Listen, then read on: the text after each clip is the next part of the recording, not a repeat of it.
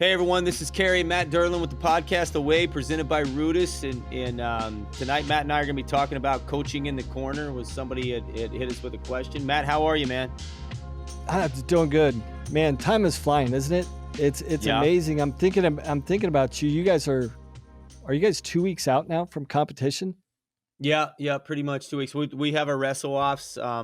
Actually, this weekend the wrestle-offs are hitting.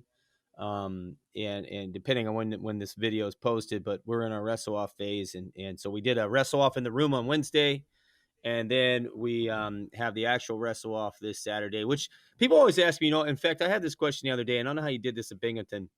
And I honestly, I can't remember if when I was coaching at UNC, if Papadopoulos brought this to us, and it was a way of kind of establishing our one or two. Look, if you're in a wrestle off situation, you typically know if you're the guy or not the guy, right? If you've been wrestling guys in preseason, but people were asking me how I structured mine. So what we do is this: on Wednesday in our room, we had a running clock, and it was first period is 3 minutes and 30 seconds. Second and third period are 2 minutes and 30 seconds. And we let the guys score themselves. We bracket them. We let them score themselves. And we have 9 groups going at once, because we have 3 mats in the room. And if we know as coaches, some guys are going to be kind of tight, we'll kind of help them score. But it's a running time situation. And then if 2 guys are tied at the end of that, we give them a 1 minute overtime, and then the next group comes on. And people are asking me, I do it that way because our official exhibition wrestle off, we call the orange and black, and we promote it during homecoming. But that's how we establish our number 1 and our number 2. And then they wrestle, in front of a crowd with a NCAA official, to start getting that anxiety out of them, stuff like that. But, that's how we've done ours, in which, we're getting ready to talk about coaching in the corner. And there's no coaching obviously during those events. It's guys getting it done. But I don't know if you did yours any different, but that's how we did our number 1s and 2s. Yeah, I played around with a variety of scenarios. I think if you ask any college coach, that's the one thing that you love about wrestling is you decided on the mat. But once you get up into college and guys tend to start training for specific guys instead of training to be better. I think every coach in college runs into that frustration. It's like, look, like you said, you kind of know who the top 2 guys are, generally speaking, Yeah. in your 10 weight classes. But then you always have one of those outliers that runs in, and one of those guys on the team, your second, third, fourth string guy, beats a starter, beats a returning national qualifier. I've been in situations where I've had a national champ get beaten wrestle-offs, and you're like, oh man, this is the last scenario that I wanted to see happen, but you got to do it because, that's the fair way to do it. And I think that's the unique aspect of sports, or the unique aspect of wrestling. But yeah, I mean, in general, I think most coaches have this position in college. Like, look, okay, the wrestle-offs are going to determine the starter for the beginning of the year. But then after that, primarily, it's going to be decided in competition. I'm gonna make that whoever's competing, who's ever performing at their best, is going to be the guy, and that's going to be my decision, because we've all had those guys that are, honestly, national champs in the room, because there's no pressure there. There's freedom. There's more freedom there, and they go, and you're like, we've all had these guys. Like, man, if I could just get you to translate what you're doing in the room and do the same thing in competition, you can achieve whatever you want. Yeah. But the reality of what's going on in the room, the lights in the room are much different than the lights in the arena. And so Absolutely. I don't think I'm saying anything unique here. I think every college coach kind of has that mentality. It's like, beginning of the year, you set your lineup by wrestle-offs. After that, whoever's stepping up, who's ever performing the best in competition, that's who we're going to go with. 80%. Wrestle-offs are 80% of the time correct. Because as far as I'm concerned, you always have 2 weights where guys are close. And when guys are close, I always tell guys, if you're within 1 or 2 points of each other, then it is back in my hands, and we're going to watch and see. Or if we have a guy who literally, and I've never had this one, where a guy just smashes everybody in his weight class and then doesn't perform in competition. I've seen guys take a drop in competition, but they're still better than the guys behind them. But I have had scenarios where their guys are tight. One guy can always win by 2 points, but the other guy always performs in competition. But anyway, back to what we were talking about is coaching in the corner. And I know I'll probably say this, and somebody's going to send a video of me like screaming and jumping up and down. But I have always I was brought up under a style of being calm, relaxed, and cool in the corner, because that's what else can you do? And now when you see me jumping up and down, a lot of times it's excitement. It's excitement in the corner. But here's one thing I always remember, and I picked this up from Bruce Burnett.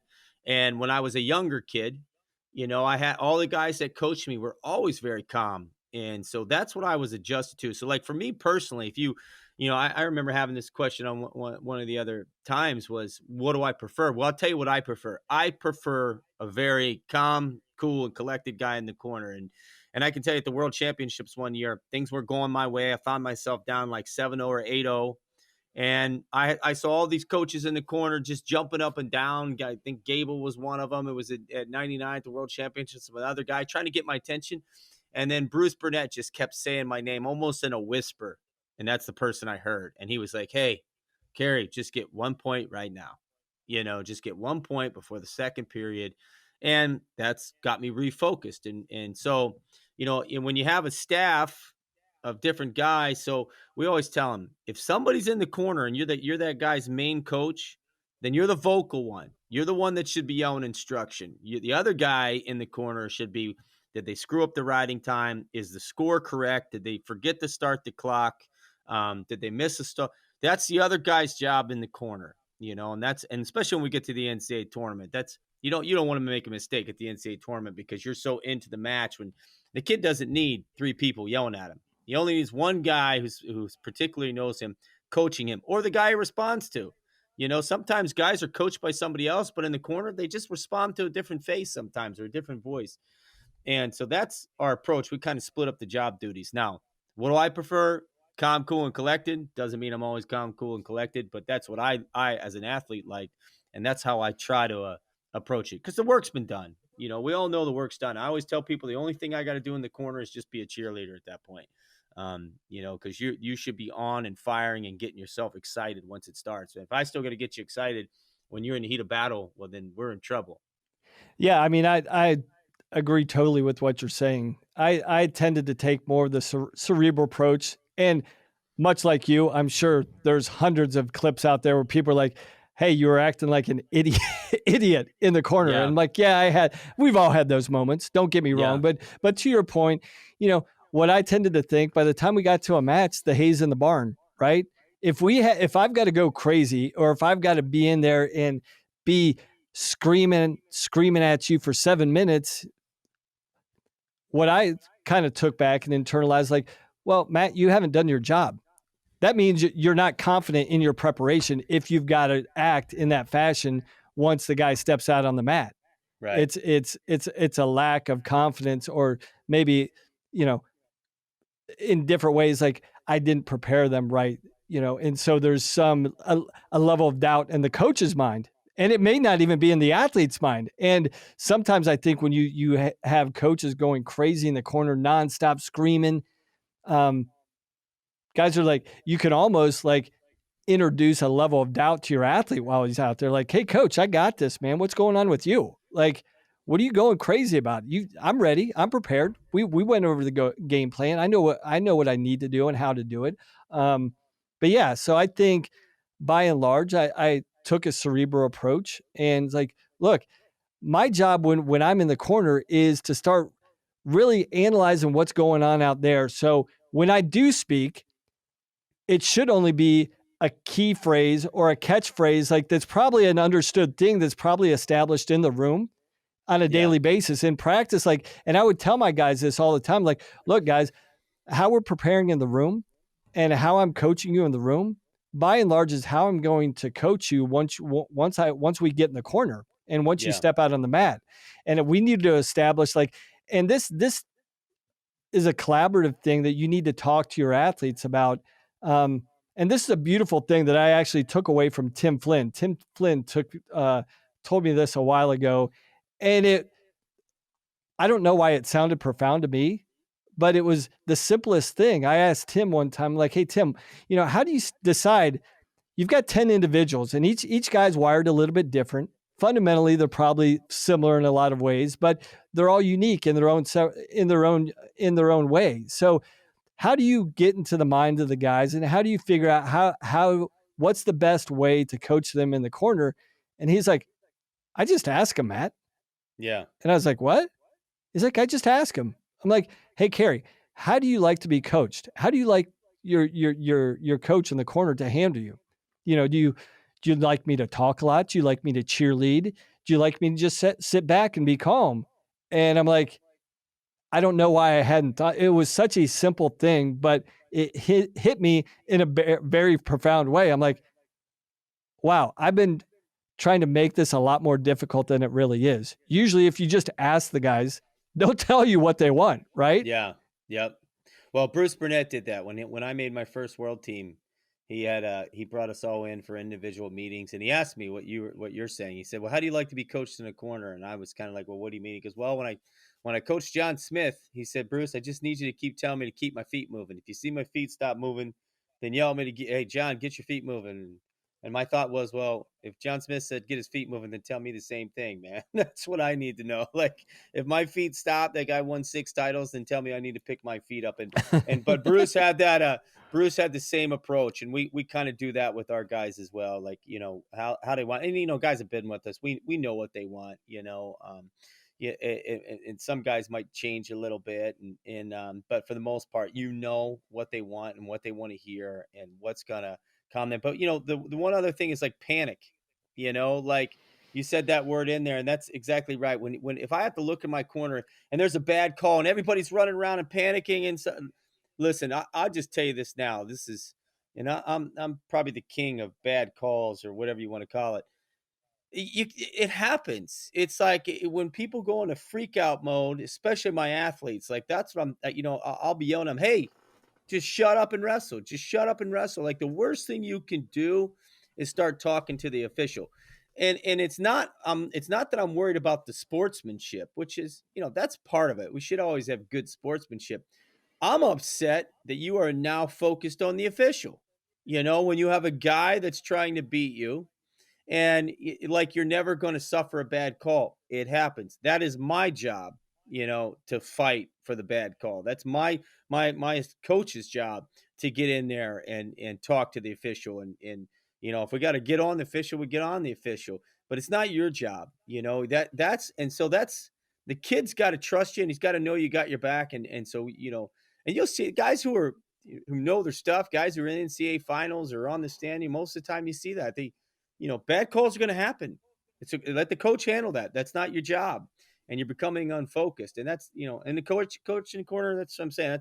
We have a guy that's watching the score and watching that stuff, and that's our job to fight. But we're not going to do it in a manner of you know panic unless we're talking a bad call at the end, and that's the deciding factor in the match, and we feel like we got screwed. Then yeah, we're probably wanting to throw chairs and everything else. Not that we do that, but our mannerisms might show that. But yeah, I still go back to I like the calm guy in the corner for me. Yeah, and I think what we've focused on so far in the episode, we've talked about the relationship of the coach and the athlete in the corner, but I also think that cerebral approach in the corner when it relates to the official is also beneficial. And I don't know, I've never really we've touched on this before. You reminded me that we touched on this before when we were discussing one of the books, but I don't think this is a topic that's really discussed that much amongst coaches. They just learned by seeing, right? Instead of Yeah, learn by talking about it. And what do you see from your high school coach from a young age, from your junior high, from your high school coach, from the parents in the stand? They just go crazy, right? They just go crazy and start screaming nonstop all the time. And when you have that and you're getting on you're yelling at your athlete, you're yelling at the official, the officials, they a lot of these guys, as much as they give the appearance that they're not listening, they listen to everything, right? yeah, And so as soon as you step into that corner and the official pool out there is pretty small.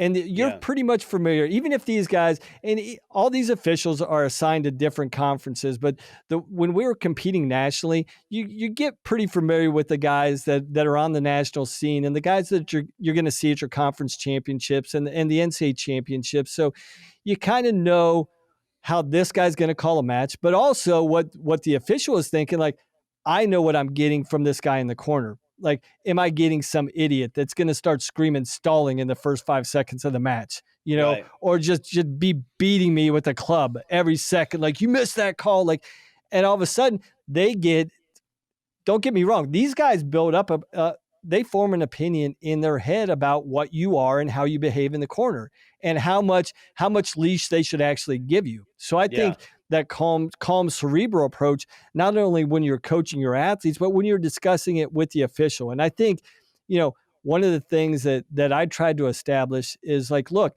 I'm not going to be, I'm going to be focused on my guy during the match. If I'm focused on the athlete, I'm focused on the ref. That's the wrong thing to focus on. Now, I'll be in tune with it, but if I'm coaching the official the whole time, they're going to get defensive against me. So I always thought when I took that cerebral approach, even with the officials, whenever I had to go to the head table, or if I did get more vocal, a lot of these coaches or a lot of these referees and officials knew, it's like, hey, Dernlan's not usually a guy that gets really heated in the corner. He's pretty calm and cool. He'll have a conversation with me just to clarify why I made the call. But I know, like, if I lose my mind about something, maybe I better think back. I better, step back a little bit and think about my call, or, have a conversation with the official, with the assistant official, because that's not my normal behavior. And so when I do get upset about something, he's like, maybe I should listen, or maybe I should think twice. Right. And I agree with you. I agree with you to an extent on it. I agree with you when I'm in my conference. Those guys get to know each other. They know if we're they know everybody's a little personal, and they know if you're an idiot or not an idiot. But when you get to big events or the NCAA tournament, I feel like sometimes there's a power struggle going on between which coach can control the officials sometimes. And I've seen those guys get rattled, and I've seen maybe a Power 5 coach think he can just push the guy around, and so then I got to get in there and feel like I got to push back, and I agree when there's most of the guys I know. I mean, I've been wrestling a long time. You've been around a long time. You see the same faces a lot of times. There's a few guys I feel like they don't like me, and I don't like them either, too. So it gets personal. And so I agree with you on a small scale, but I think when you get to the big scale, sometimes you got to push a little bit on some of those guys. But you got to do it in a way that they don't like you for the next 10 years as they're officiating your guys. But there's some really good ones out there. I mean, officiating, don't even get me started. That's a whole nother segment on how I feel about officiating right now and where it's at. And but anyway, well, I feel like that's a good place to wrap it up, Matt, until next week, man, unless you got something else to add.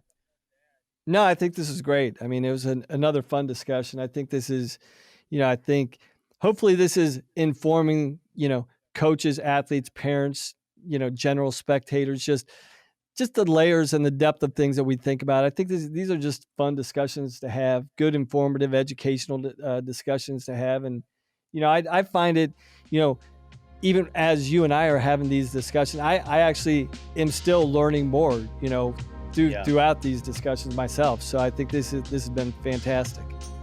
All right, man. Well, until next week, this is Matt and Cary on the way, man. And Matt, have a good week, buddy. All right. Take care, Cary.